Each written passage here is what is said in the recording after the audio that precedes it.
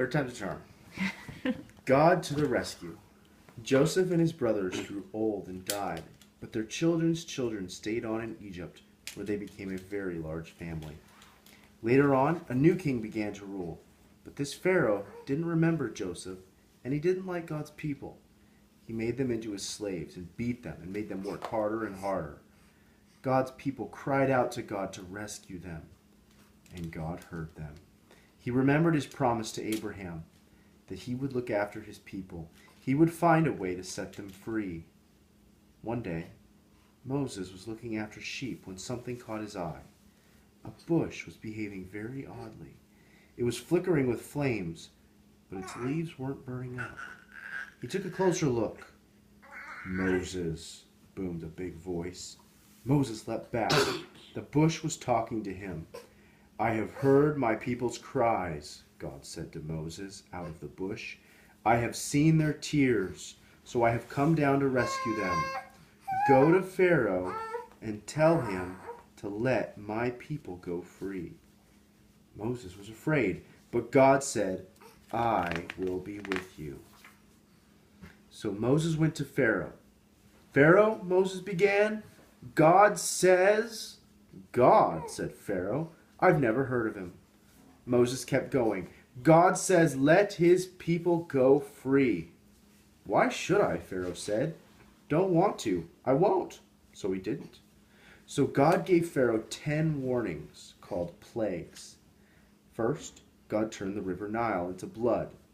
No one could drink the water. But still, Pharaoh would not let them go. So God made frogs that came hopping and leaping and jumping.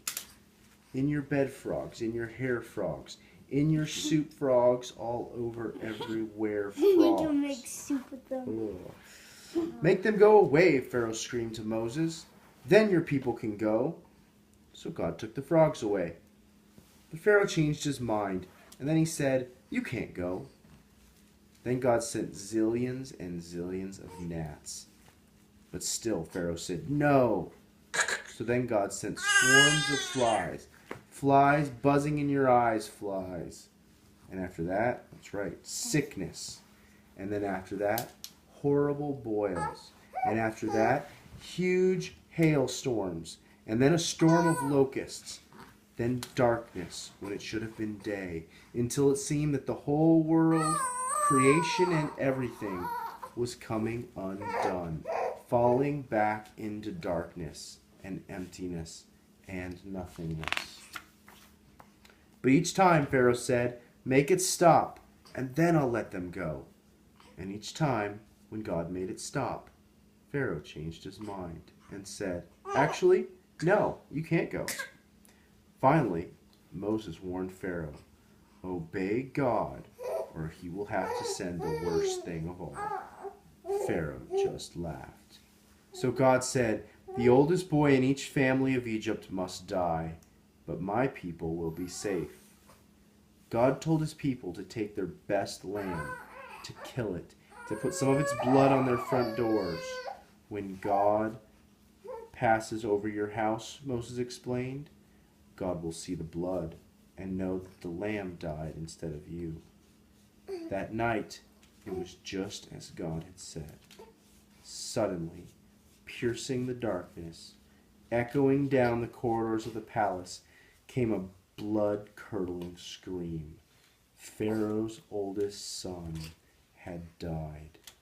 At last, Pharaoh did what God said. "Get out," Pharaoh shouted. "Just go." And so, that very night, Moses and God's people fled out of Egypt. And out of slavery, they were free at last. God's people would always remember this great rescue and call it Passover. But an even greater rescue was coming. Many years later, God was going to do it again. He was going to come down once more to rescue his people. But this time, God was going to set them free forever and ever. All right.